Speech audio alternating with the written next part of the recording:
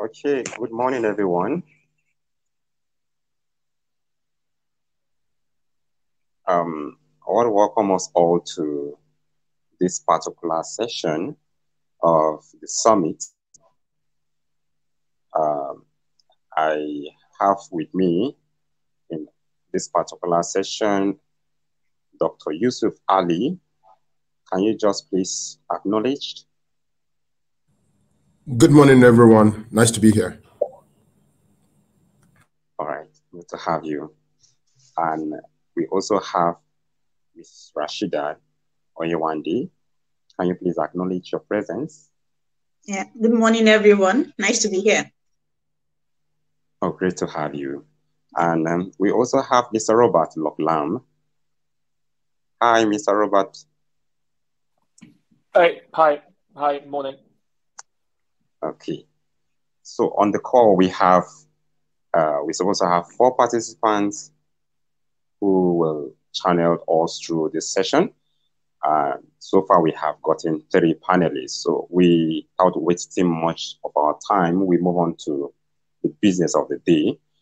We are discussing a topic that has to do with entrepreneurial life in data, research, strategy, business development, and stakeholders management. Okay, considering some of our profile, we have worked in different portfolios, and it was quite good to have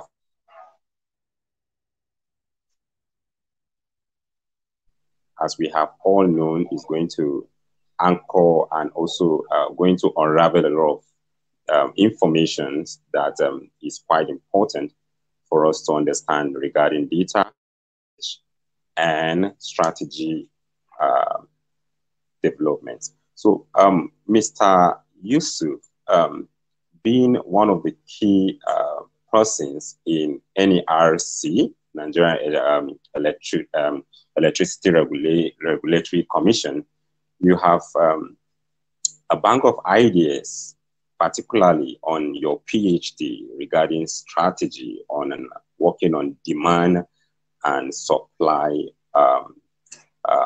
optimization that has to do with power supply, I believe.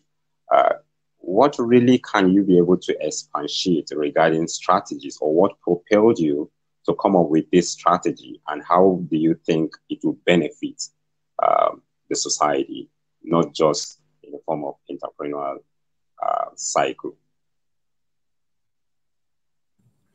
Thank you very much. As I said, once again, great to be here. Important to note that I won't say I'm a key part of NERC. I'm just one of the staff, all working with the whole team to deliver for the Nigerian people. As you rightly noted, when I undertook my PhD between 2014 and 2017, one of the things I focused on was around demand-side management policies that could help us.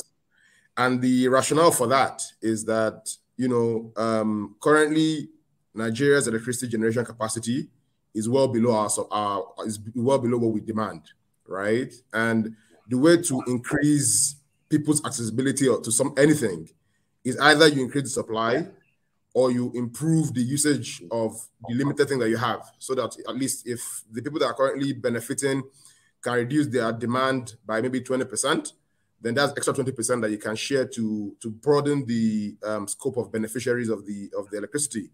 Now, the good thing is this is not a peculiar problem to Nigeria, right? All over the world, as you're seeing, climate change is a big issue. Historically, the power sector has been a major emitter of greenhouse gases. And so a lot of countries around the world are pushing to see how they can reduce their overall energy demand. And as I said, one way of doing that is letting people use more efficient devices. And as you can see, especially out in the West, when you try to procure any significant electricity equipment, even bulbs, they have a rating from A to F or something, right? And I think it's a degrading scale of efficiency. And so the idea is people buy the more efficient things. Unfortunately, in the first instance, it will cost you a bit more money because it's the technology in it is a bit more sophisticated. But if you do the life cycle costs, it will save you a lot of money. And I think the UK is a good example right now. The energy cap, I think, which is like the limit that the government allows to be charged, has increased by the better part of, maybe over 100% over the last 18 months, right? And so it's going to be more important now to be more efficient with your electricity, appliances, and minimize your consumption so you can better manage your bills. So yeah, I mean, in the Nigeria Electricity Regulatory Commission's context, these are some of the ideas that we're looking to push through. We still have issues around the cost reflectiveness of tariffs. But I think as we move more towards the tariffs being cost reflective, what you have is that people will have a bigger incentive, because ultimately life is all about creating incentives for people to make the right choices. So once people see now that if I have the wrong kind of bulb over the next 1 year, it's going to cost me, 2 or 3x of what it will cost me if I buy a more efficient bulb, for example, then I think we'll start seeing more of those social changes. Ultimately, we'll require the licensees to, do a lot more customer education, because this can sound very technical, right? So you need to dumb it down into the language that the layman will understand. And I'm confident that once, it's people get the message, I'm confident that we'll start seeing improvements in that sense. Thank you. Thank you so much. So you have said a lot concerning NEC and the opportunities. I believe you're trying to unravel a lot of opportunities which will really bring about growth within that particular commission. I'm coming back to that, but let's move on to Mr. Robert. Okay, Mr. Robert, good to have you once again. And based on what I've seen from the profile, you've worked with, you've worked as a senior manager before being the present senior financed partner within the stock exchange group in the United Kingdom. So can you please be able to kind of explain to us the trajectory, as in how did your earlier choices actually in your education, in your experiences which you are dispensing presently, leads you to where you are presently, and what are some of the things that shape your successes so far? Yeah, totally.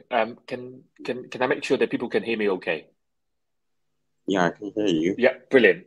So yes, I'm the finance partner for a division within London Stock Exchange, covering around 1.2 billion revenue. So I'm primarily covering the organic and inorganic side of the divisional activity, I would say. If you think about most of the division, what we do is primarily the FTSE Russell side, the index business. So, people probably heard of the FTSE 100, FTSE 250, Russell 2000, Russell 3000. That's exactly the type of activity that we do.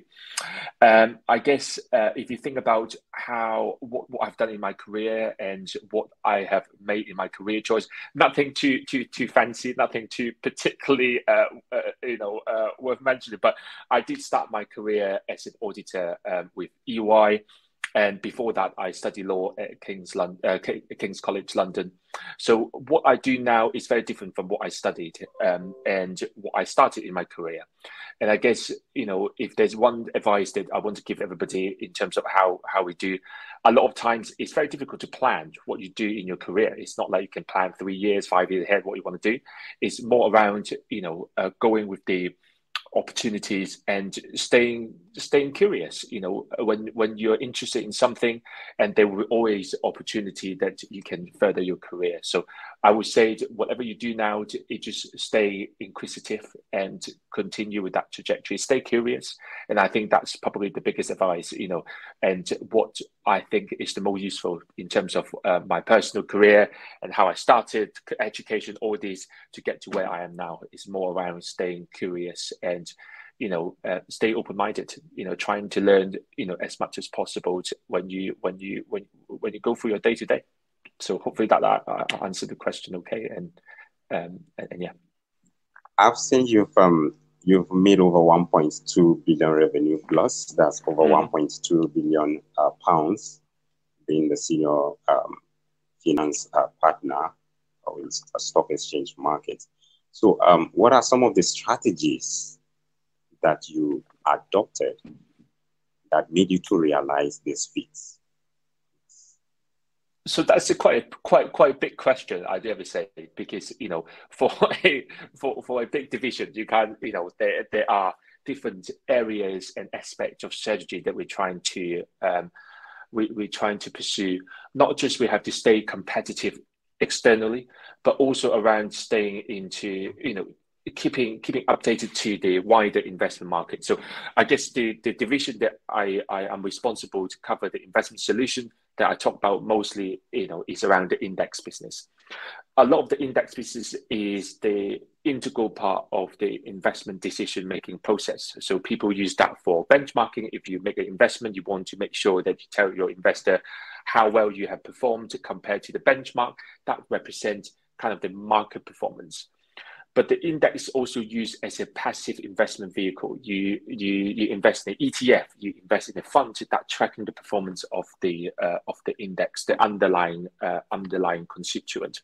So I guess the index business is an integral part of the investment ecosystem, and the strategy that I think we talked about earlier around sustainable investment, the ESG, the climate, they're all part of it. I spent a lot of time trying to understand the strategy that the business want to pursue and trying to help them facilitate and to make sure they get the funding, make sure that they get the good business case, and making sure that we monitor their performance through this journey. And the strategy, I guess, I talk about staying competitive externally, but also making sure that we understand what the industry is evolving into. And one of the key topics that we are going through, not just in EMEA, but more globally, is definitely around how do we stay green, how do we transition the global economy into a greener ecosystem. So that's a piece that is actually through index is a lot of things that we can do to help help channeling the capital into the green industry. So I'm happy to talk about a bit more as well, but yeah, that's definitely the focus, and we spend a lot of time in there. Okay, that's a great strategy, and I believe more opportunities will be unraveled towards that. Coming back to Mr. Yusuf, Dr. Yusuf, you've done a lot concerning, presently you're working as the planning and strategy commissioner in NEC. So I'm trying to get to understand that there are some key aspects that NEC are planning to deploy in order for Nigerians actually to get to enjoy better services that has to do with power supply, that has to do with the equipment usage and other things. So the question is, what actually are the trends that needs to be followed in order for this to be achieved?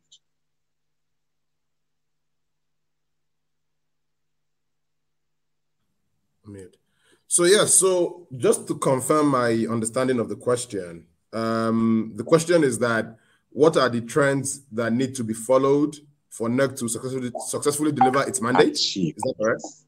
Yes. Good.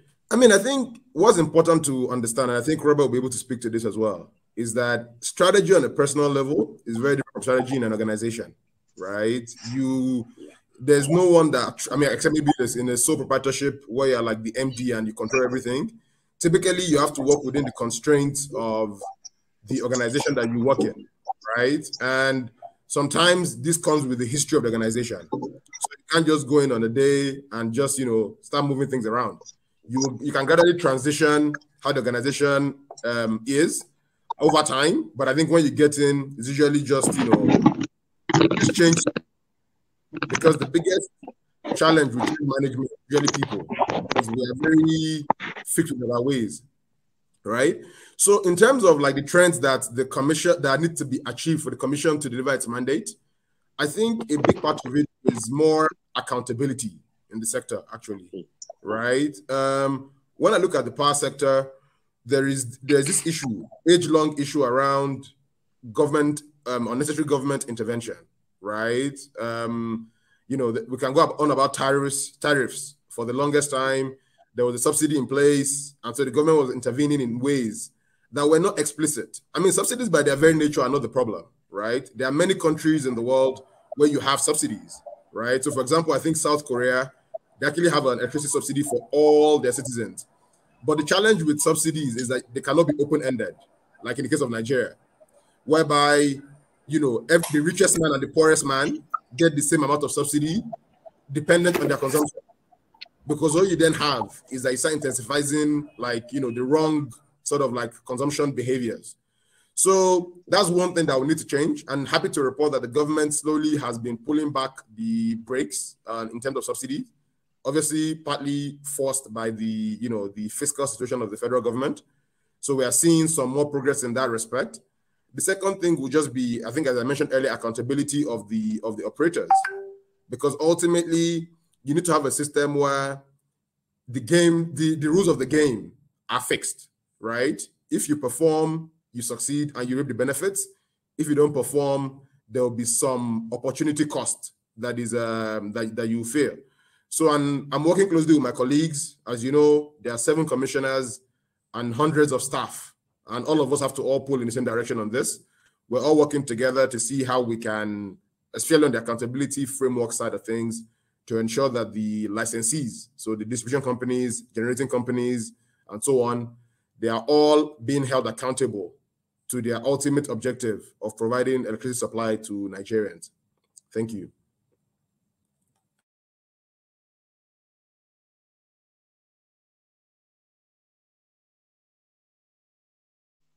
All right. So thank you very much, Mr. Yusuf. Okay, good to have Uyoyo Edosio. Yes, Uyoyo Edosio is actually the principal ICT for Deep Experts African Development Group, and she has assigned to that particular portfolio for over 1 year now. I believe around 2 years. So good to have you on the call. So we have gone ahead to start discussing the topic entrepreneurial life in data strategy and business development and stakeholders management. Okay, considering your own portfolio, Uyoyo, can you be able to expatiate some of the critical opportunities, or what will you consider as the critical success factors for your profession in that particular city?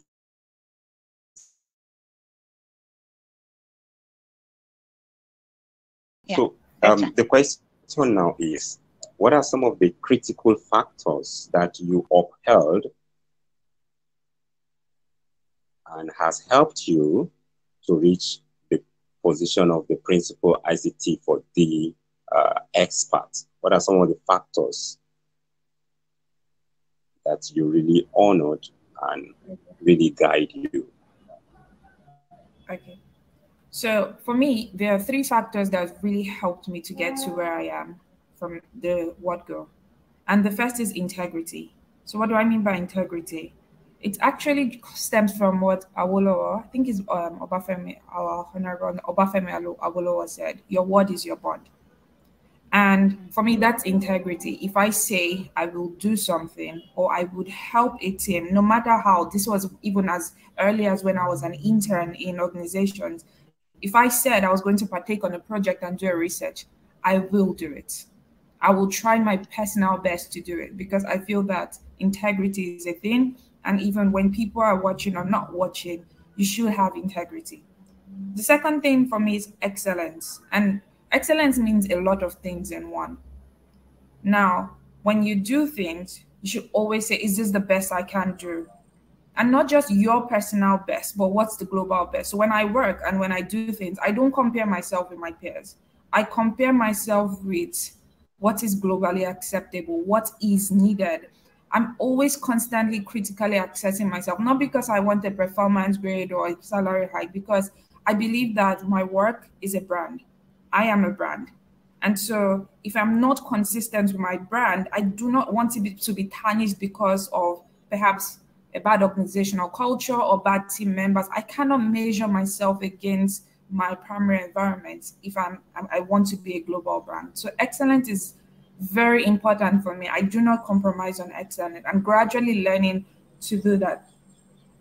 From early on in my career till now, I still constantly ask myself, the knowledge I'm presenting, is it good enough for the countries? Because I work for the African government, and I believe that our governments deserve the best. So I'm constantly assessing, am I giving, in quote, local knowledge or local championship knowledge, or am I dealing on residual knowledge? Am I giving what is topical? Do I understand the context? Is this good enough? Is this excellence? Will this outlive me? And that's what I'm always looking for in the word excellence. And the last thing is resilience. If you work in development in Africa or any field in Africa, I mean, it's very easy to want to give up. Some structural foundational things are not there, foundational elements are not there, structural arrangements do not exist, some institutions are not well formed. It's very easy to want to give up, but when you have your eyes on the target and you know that, I mean, you're resilient about things, not giving up easily. I mean, it's not being stuck up on one target, but is tweaking your process, tweaking your strategy, but making sure you're not quitting. You only stop when you achieve success. You stop when you are successful. You might go through different roads, you might pass through different meanders, but you do not give up. And so whenever I'm stopping at a thing, I ask myself, am I quitting now because we've achieved result or because I am tired? And if it's because I am tired, then I know that that's not a good enough excuse. I need to work it. I might need to take a pause and come back, but I'm not giving up on this. So those are my three mantras that have kept me: integrity, excellence, and resilience. And I try to live by this in everything I do. So just a quick one. Being the principal ICT for the expert, I believe you've been working with a lot of data and research as well. So how does this really help to kind of direct you to the goal that you have set before as an organization, particularly? I won't say personal goal, it's an organization.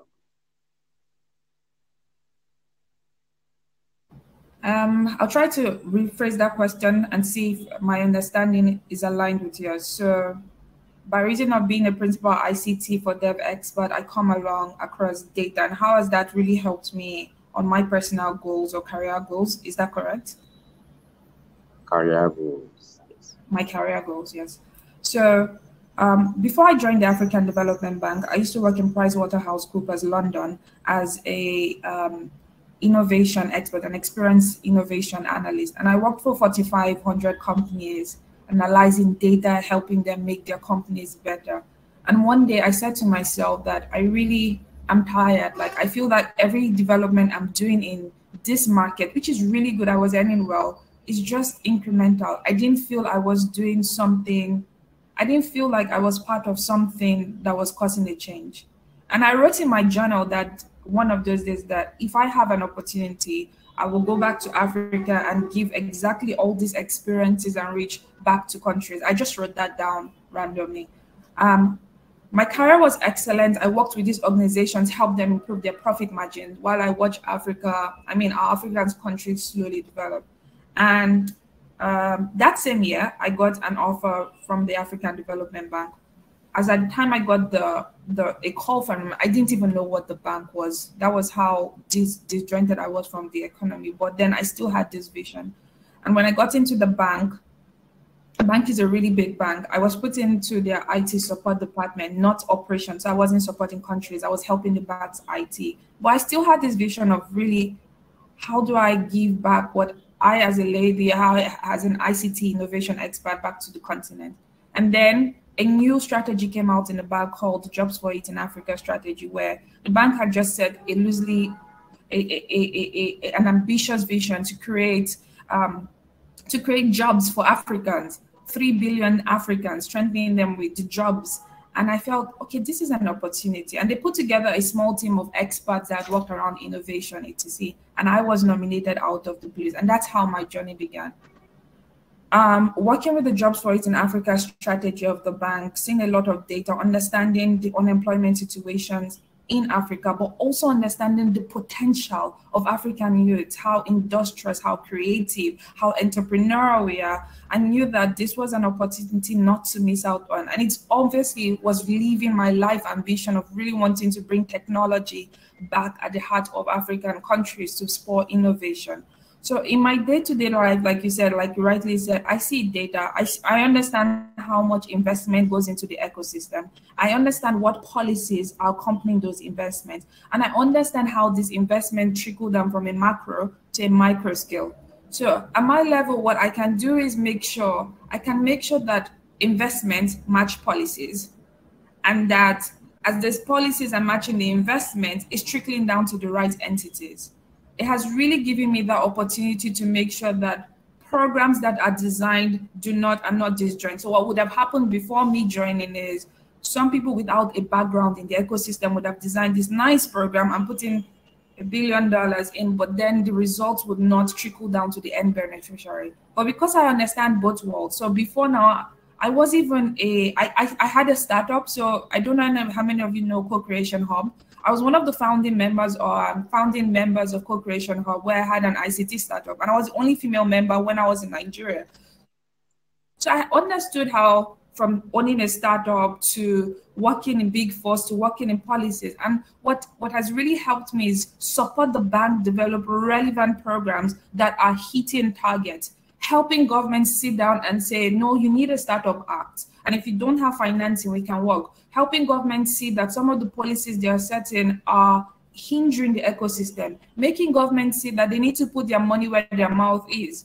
Like, if you're really happy about the tech ecosystem, then you need to invest, and the bank can help you. So it's that kind of end-to-end support system for the ecosystem that I have been privileged to be in the background working.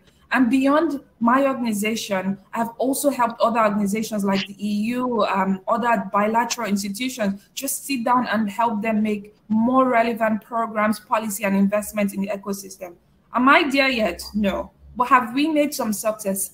Yes, I can say we've made really good success across the continent. And I know there's so many things to be done. So essentially, it's helping me live my life's passion of really building this African technology ecosystem. So still, thank you very much, Uyoyo. Considering this aspect of data and research, actually, it's quite critical to every development in any society. Having Rasheedat still on data and research, Rasheedat is actually the Research Assistant Center for Global Development in the United Kingdom. Still considering data and research. So you have worked for a while with Center for Global Development in the UK as a research assistant. So Rasheedat, can you be able to kind of explain what are some of the slippery things that easily can be ignored when carrying out research? Some of the little things that kind of easily be ignored, though they are very important, but can easily get slip off when conducting research. Okay, so we'll be coming back to Rasheedat. Okay, so coming back to Mr. Roberts, thank you so far for the discussion you've made concerning the strategy you've adopted. So still working on that, how has data and research assist you in achieving this particular strategy? Because we're considering entrepreneurial life in data, research, strategy, business development, and stakeholders management.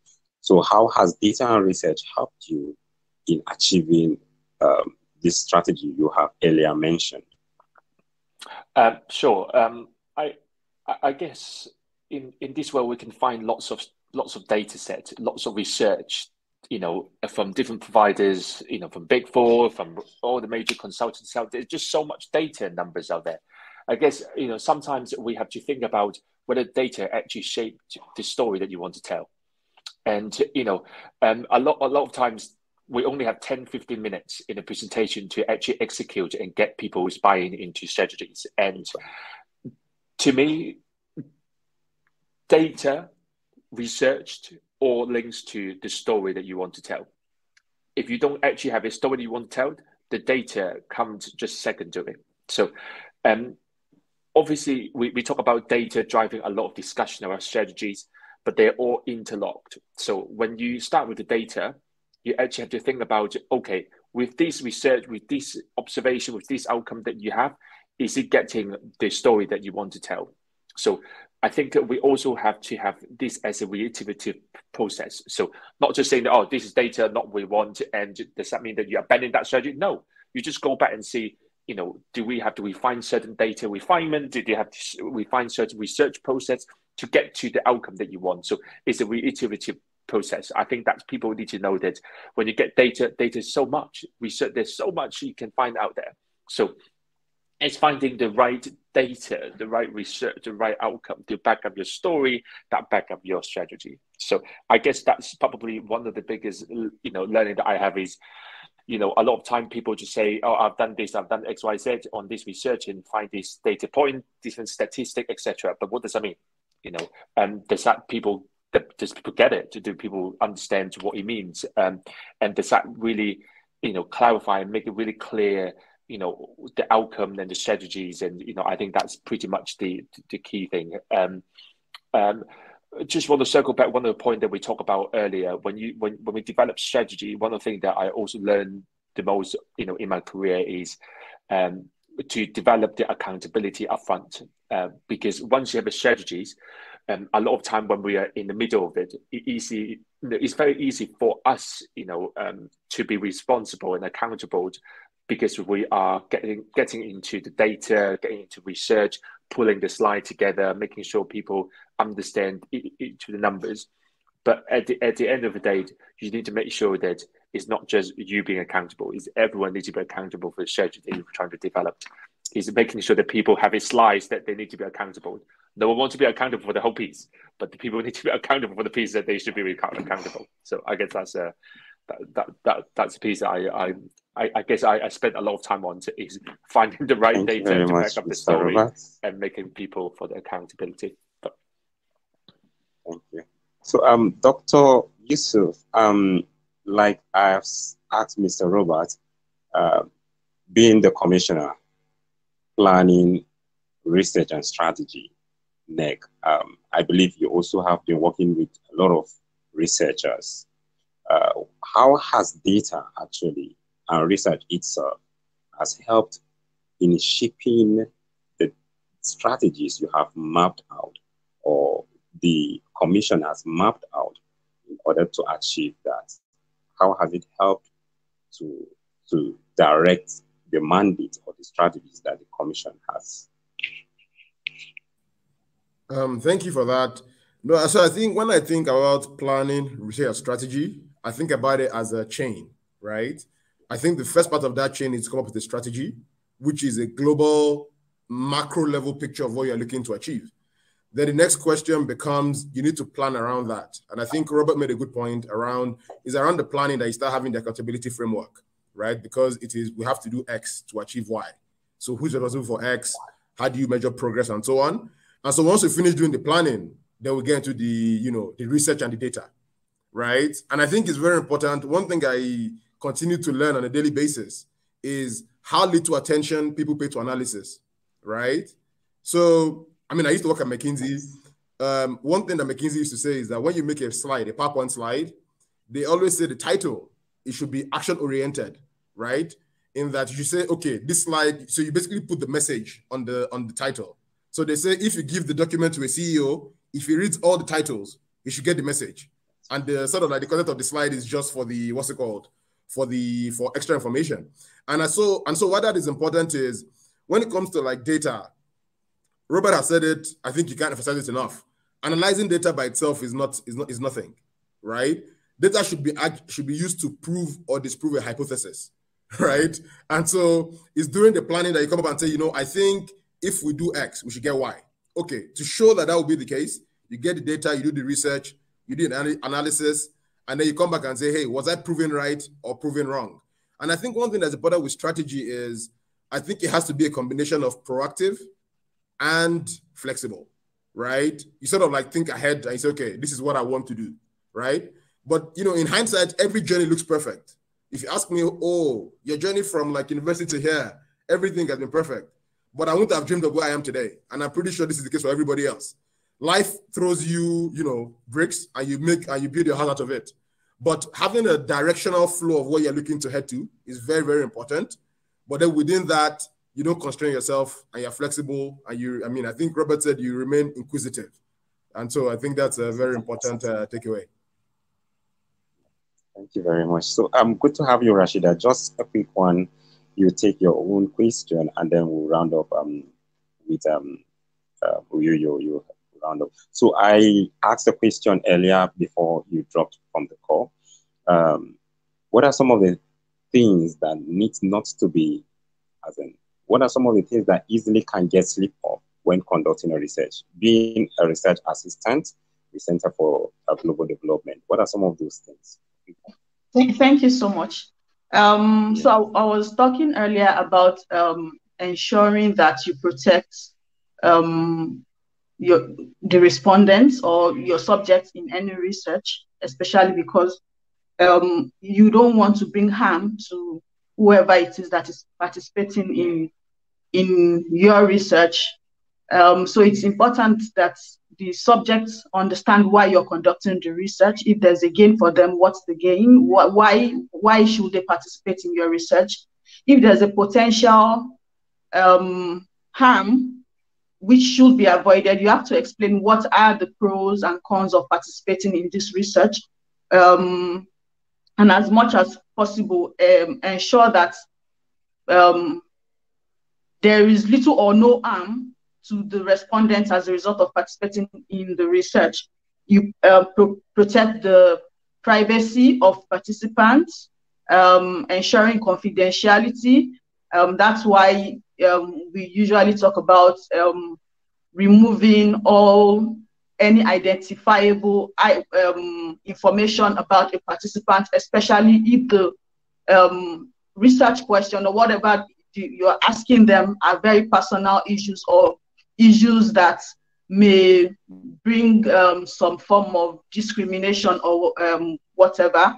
So ensuring that you also get the informed consent, which is the explanation about the research, why they should participate, how they are protected, how all of that, and then you ensure that information consent letter is signed. So sometimes these things are taken for granted or not given enough consideration, and at the end of the day, you have spent a great deal of time and spent a huge sum of money conducting the research, and at the end of the day, you get to find out you can't publish important findings because it's probably be a breach to the privacy or bring some harm. You know, all of that should be put into consideration in designing the research and throughout the implementation process. Yeah, thank you. Thank you so much for that insightful response. So, Uyoyo, we're rounding up before we can observe if there are questions on the platform where we can attend to. Being the principal ICT for the expert, you know, I've already asked you this question before, but now you have spelled out some goals actually that you want to bring or wants to achieve in the capacity that you occupy presently. Can you be able to tell us one or two, some of these goals that you have, and then how do you think you can be able to kind of come about this regarding ICT? All right, thank you so much for the question. If you permit me, before I jump, I really love the discussion about strategy setting and how you should bring in the data. Robbie mentioned a very good point, if I'm correct. I would like to make about bringing a story to your data, and I think that's so true. Like data could actually paint. It's a very powerful tool. You could paint a half full or half empty glass, depending on the narrative. It's so powerful that with your data, you could go with any narrative. And the Honorable Commissioner said something about proactivity and flexibility and telling a storyline. See, in my field, I've seen people use data to make a country oblivious, to stop investments going into a particular country just because a data was wrongly interpreted. And so the storyline around data is such, it's a powerful tool. Right now, I am leading the creation of what we're calling the Digital Transformation Action Plan for Africa. And I mean, across different data sources, you're seeing different figures. Internet penetration in some sources are 28%. Some will say 33%. Some will say there's no access in rural. Some will say there's 15%. Some will say 6%. Some will say, oh, in terms of ICT and digital education in Africa, no evidence. So don't invest. It's very deadly what you see out there. And it's true. I was with an Oxford researcher and we're having a discussion, and she said the evidence of ICT in using computers in education has proved to show zero outcomes. But I said, in what market? And she was like, oh yeah, we tested that in UK. I was like, so how would you bring that narrative? Because you tested it in a development economy, your developed economy, and you want to grossly and loosely apply that into a developing economy to just say there is no evidence. And these were people that were informing the investment of a very powerful organization. And I was seated in the room. And so there's a really beautiful book I read recently, Innovation Paradox by Edosio. Beautiful. It has almost elaborated all I've been saying about innovation. In Africa, there's a dearth of evidence, especially in our fields of innovation and ICT. And so as we look at data, we also need to look at data with optimism. If not, things like mobile phones would have never come into, because there was no previous data. What analysis would you have based it? There was no fixed telephony line, but sometimes the needs need to inform the strategies, you see. And so as I create this strategy, I'm understanding the human elements that even as I'm seeing this strategy, what is really happening on ground? And it's very important that researchers marry what the data says and what is happening with human elements, because you can reduce people to zeros and ones and then totally miss a message or totally miss an opportunity. So back to the question you asked me about the goals I'm setting. What I tend to do is that at every stage of my career, I set goals. Before now, I was a senior in the bank. I was working in the digital skills and ICT field, where I was targeted with transforming tertiary institution. My target then was to make sure that ICT was brought into the core of universities, and each universities had what we call centers of excellence. In fact, my plan then was for every university investment the bank is investing in, there's no reason why there shouldn't be an incubation center matched with it, and a private sector-led incubation center, so that they don't just teach theoretical things. When I was there, I achieved that. So right now, it's a strategy of the bank. Everything, it's even a core investment plan. So if you know Pan-African universities, all the Pan-African universities run by the AU now have a center of excellence in them. I led a program called Coding for Employment, which really was turning universities into a center for 4IR skills development. We're in 7 countries, and that strategy is growing. So that was my target in that role. In this role, what I'm trying to do for the bank is make sure that we have a cohesive vision for our investment in digital innovation and digital entrepreneurship in Africa. Before now, what we've been doing is opportunistic investment. So it's more like, oh, there's a trill here, this country has requested. But as a bank, we really need clear visions, because the pace at which the ecosystem is moving, you can't just afford to be reactive. You need, as an organization like mine, we need to be on top of things, helping government proactively design frameworks that would accommodate innovations. It has broken my heart in the past few years when I see, oh, you see in news like a startup raised $300 billion in a fintech, and the next day you see the government has banned this regulation on fintech licensing. It's because of a lack of know-how. And how do I create frameworks where African governments understand and can be more embracing of innovation? So that's my next target, really making sure that I can help the countries build conducive and enabling environments that would support and nurture digital innovation and enterprises. That's my next target. And secondly is to make sure that we are pumping our own resources into the ecosystem. What is happening now is there's a beautiful trend that foreign investment is coming into the ecosystem. But what that means is equity investment is going and wealth is leaving the continent. And so for me is that I think this is a missed opportunity for African countries.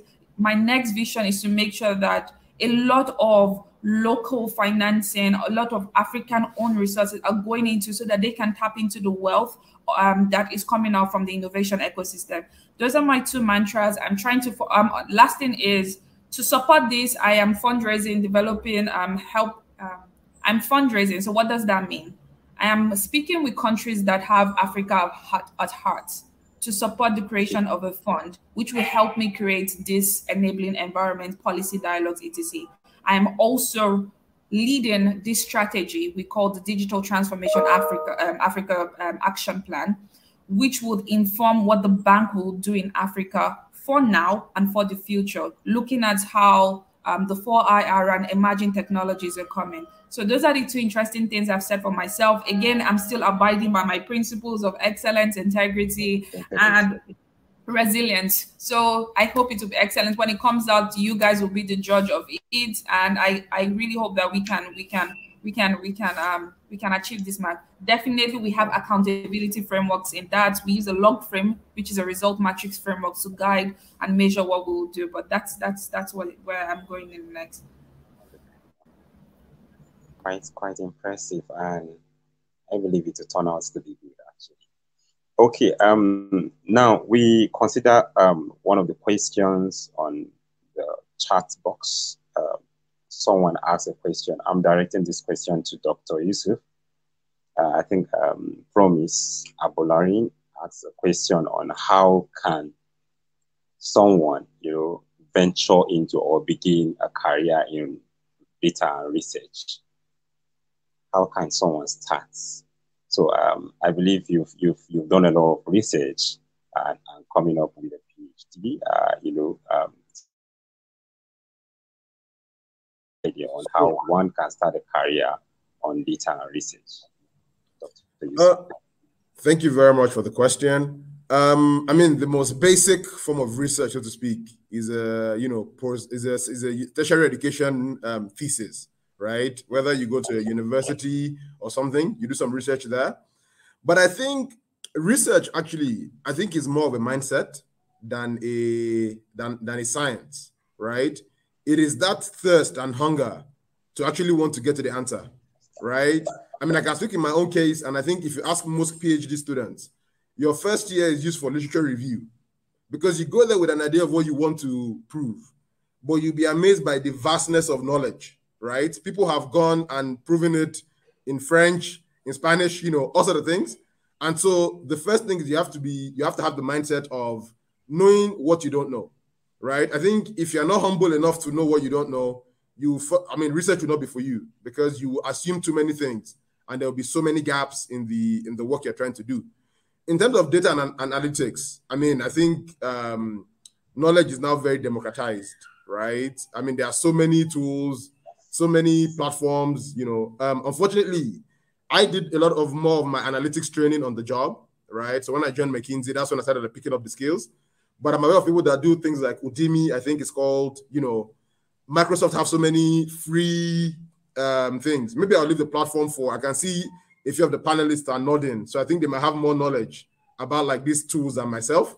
But I think, I think maybe you can give them a chance to speak as well, or just do some research, all right? And you'll find a lot of these platforms that you can really upskill yourself on analytics.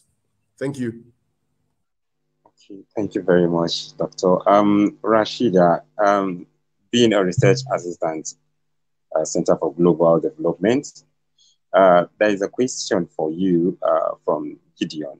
Gideon asks, what are the key variables for quantitative measuring and innovation in developing countries? What are some of the key variables that a researcher, I believe, based on how to rephrase the question, a researcher needs to kind of consider that will help to measure the development rate or development level in developing countries?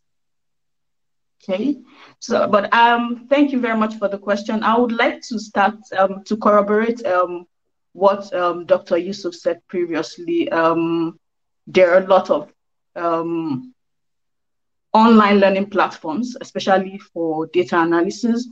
You have Udemy, you have EDX, Microsoft, like you mentioned. There are a lot of, you need to understand how basic tools work. Excel, for example, can do so many things, but people tend to overlook learning the big ones, the Pythons, the R's and everything. You know, for the basic tools that we have, it's good to understand how they work. You can get a lot of courses online, learn how those ones work, then move on to the next and then to the next.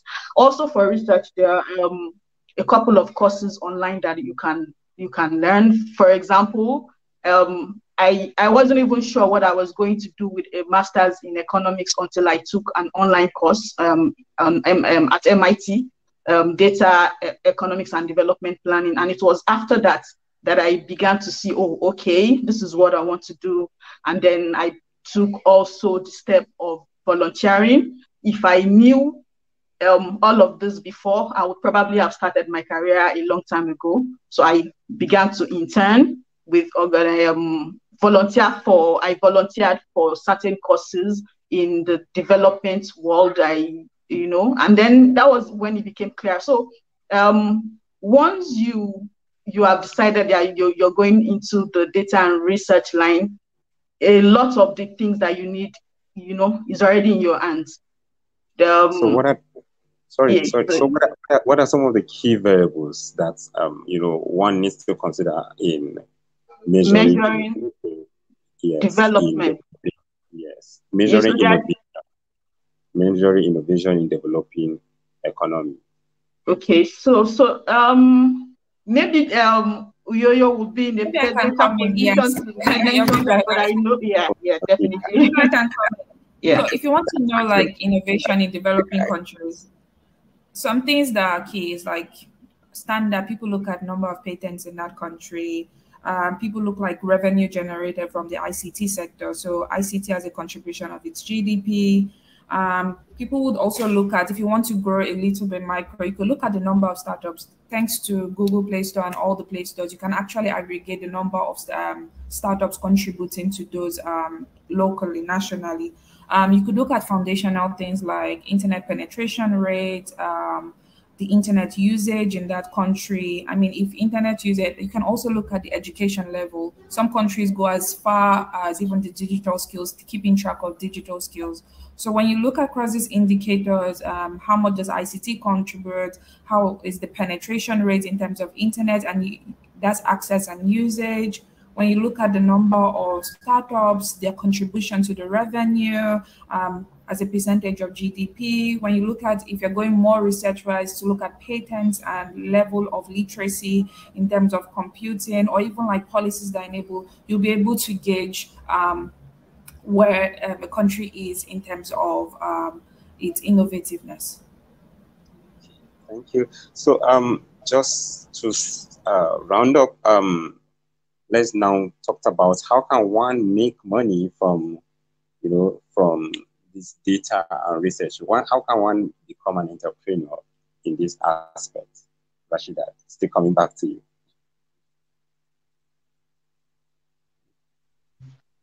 Okay, thank you. So making money in data. So I think from the data collection process, I would want to start from that. You can make yourself an expert, the go-to person. You can have a set of a group of people that you share the same ideas with, develop yourself and start something. You may, start off learning, interning, like I mentioned earlier, but you can start up as a group. We are developing capacity in this. We are expert data collectors, and then, that's one area. Also in analysis, you can make yourself also the go-to person for data analysis. That, research is in different stages, and at each stage of research, there are experts for that. You can make yourself an expert in that, And then, you know, I think that's how entrepreneurship basically works.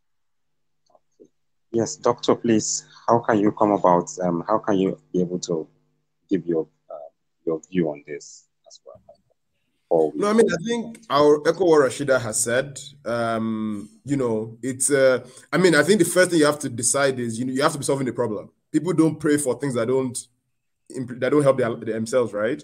So I think that's sort of like, that's the first thing. And as you can see, a lot of universities in the world now, I mean, unfortunately, not quite so much in Africa, but when you look at a lot of Western universities, a significant source of income for them is actually research that's outsourced by big companies, right? Because, you know, the world is going into a place where people understand that they need to have core competencies. If I am a developer of engines, of course, I can have some in-house, you know, capacity to do some research. But when I want to think about things that are cutting edge, I want to outsource that and all the risk associated. So I'll pay a university and say, hey, set up this lab. And a lot of professors are making a lot of money that way. But I think, you know, at a micro level, it's a question of you sit down, you sort of like focus on the problem. And then you have to, like, you know, you have to, what's it called? You have to become obsessed with that problem, right? I don't think you can do it on the side of, oh, I'm just going and I see this. I think a lot of people are thinking, I mean, people are looking for opportunities all over the world. There are many people that come to, like, the commission in particular and write letters to us saying, we have this solution for geospatial this, geospatial that, and blah, blah, blah. Sometimes it's big English, like without substance. And sometimes also it's like, in a few cases, it's someone that really understands our own challenges. Because if I need to make a case to spend the commission's money, it has to be solving a problem that affects the entire commission, right? So what I would say is, if you try to become an entrepreneur in, like, data, you have to be very clear on what problem you're trying to solve. And once you're clear, I mean, it might take time, right? I don't think there's any magical fix, right? We see all these, like, tech startups, and they become, I mean, and, like, you know, but you don't know how many startups they have, that same people have started and failed before they got to the Holy Land.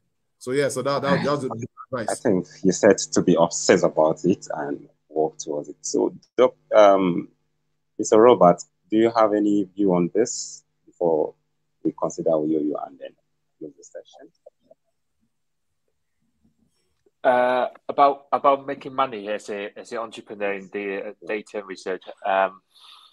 I do think that if you do things really well, data, I mean, the money will come. I look at it in a different perspective. But I guess as an entrepreneur, I think money is important. You know, you have to make it work somehow.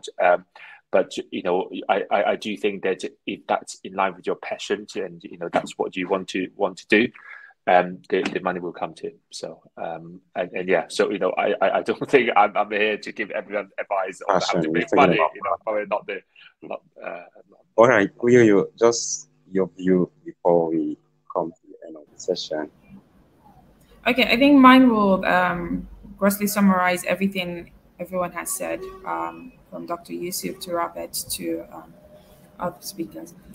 First, obviously, if you want to make money from a field, you have to have the competences.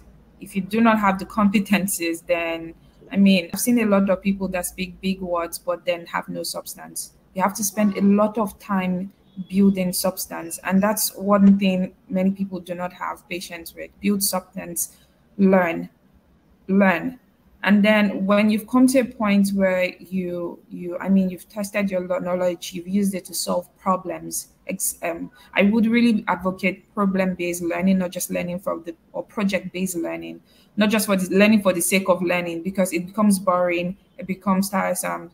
So project-based learning to build competences. And when you've done that, you need to put yourself out there. The great thing about today's world is there's a lot of gig platforms. I mean, Fiverr, people per hour, you could put yourself out there for a gig work. Okay, yeah, I do data science. You could be a part-time virtual assistant in university, sitting from your country you could be in Kanu and be working in the UK. I mean, the world is flat right now. The world is really flat. So you're overcoming visa barriers and you're earning. And then you keep building your competencies. I don't think it's mutually exclusive. I think you can do, obviously you cannot venture in a field if you do not have the skills. Do not do that, because that's being a fraud. And then as you build at each level you are, your competency is needed for a particular type of job. So maybe when you're early enough, you might just be a data entry expert. That's okay. But then as you build yourself, you can become a visualization expert. But then you also need to ask yourself, where do I want to carve my niche in this industry? Because there'll be so many people doing the same. You have to build your brand as you go ahead, and you'll make money eventually. Hopefully.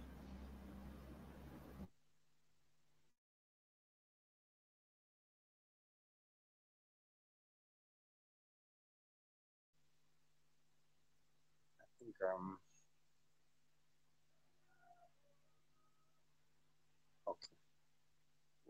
at some point hear what you said lastly, but I believe you're talking about the transcendence as in being passionate about what you do and try to also upscale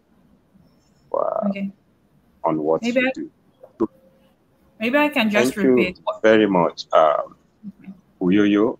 Uyoyo is the principal ICT for the Expert African Development Bank Group. Thank you as well. Mr. Robert Locke is the principal senior finance business partner, Investment Solution London Stock Exchange. And also we have Rasheedat. She works with Center for Development, Center for Global Development as research assistant in the United Kingdom, as well as we have Dr. Yusuf. Dr. Yusuf, you have really said a lot on the strategies and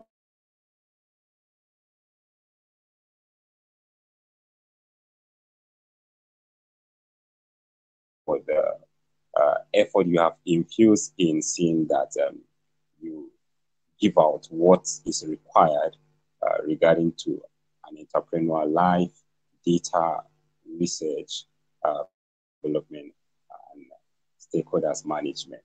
At this point, I really want to use this opportunity to appreciate you. And I believe there will be reach out messages respectively to you for what we have done so far. Thank you once again, and do have a wonderful remaining time of your day. Thank you very much. Thanks to the panelists for the knowledge shared. Good experience from us. Have a good day. Thank you. Thank you. Everyone, great discussions today. All right. Bye.